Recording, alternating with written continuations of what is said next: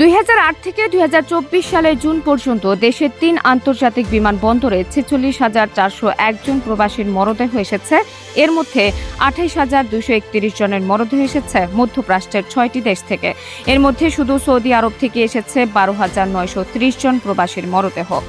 এছাড়া সংযুক্ত আরব আমিরাত থেকে 5,123 জন, ওমান থেকে 3,776 জন, কুয়েত থেকে 2,724 জন, বাহরাইন থেকে 1,011 জন এবং কাতার থেকে 1,562 জনের মরদেহ এসেছে।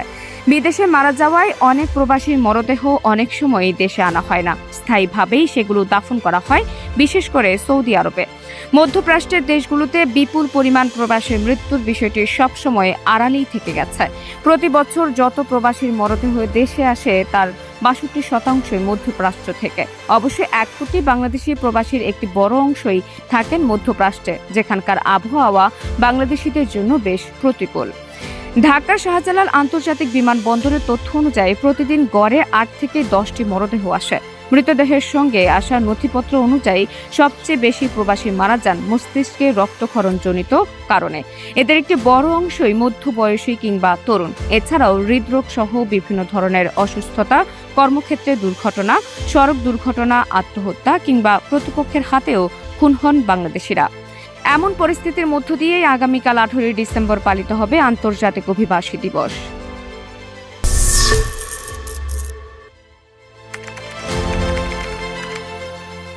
প্রবাসী কল্যাণ ও বৈদেশিক কর্মসংস্থান মন্ত্রণালয়, ওয়েজ আর্নার্স কল্যাণ বোর্ড এবং বিমানবন্দরের তথ্য অনুযায়ী 2008 সালে 2,098 এবং 2009 সালে 2,315 জন প্রবাসীর লাশ এসেছে। 2010 সালে চট্টগ্রামে 260 জন সহ মোট 2,560 জন প্রবাসীর লাশ এসেছে। 2011 সাল থেকে ঢাকার পাশাপাশি চট্টগ্রাম ও সিলেটে আসা প্রবাসীদের মরদেহের তথ্য পাওয়া যায়। বিমানবন্দরের তথ্য অনুযায়ী 2011 সালে 2,585 জন, 2012 সালে 2,878 জন, 2013 সালে 3,076 জন, 2014 সালে 3,335 জন, 2015 সালে 3,307 জন, 2016 সালে 3,478 জন, 2017 সালে 3,385 জন, 2018 সালে 3,811 জন, 2019 সালে 4,034 জন, 2020 সালে 3,019 জন, 2021 সালে 3,675 জন এবং 2022 সালে জুন পর্যন্ত 1,745 জন প্রবাসীর মরদেহ এসেছে। প্রবাসীদের মরদেহের সঙ্গে যে নথিপত্র আসে সে অনুযায়ী মৃত্যুর কারণ লিখে রাখা হয় বিমানবন্দরের প্রবাসী কল্যাণ ডেস্কে। কিভাবে এত প্রবাসী মারা যাচ্ছে সেটা বোঝার জন্য যে 2019 সালের ডিসেম্বরের মাসে আসা 307 জন প্রবাসী লাশের মৃত্যুর কারণ বিশ্লেষণ করে দেখা গেছে 176 জনই মারা গেছেন স্ট্রোকে, যারা তরুণ কিংবা মধ্যবয়সে। এরপর 62 জনের মৃত্যুর কারণ হৃদরোগে আক্রান্ত বা স্বাভাবিক মৃত্যু।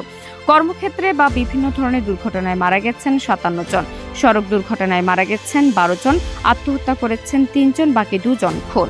শুধু 1 মাস নয়, গত 14 বছরের বিভিন্ন সময়ের মৃত্যুর কারণ বিশ্লেষণ করে দেখা গেছে কারণগুলো একই রকম।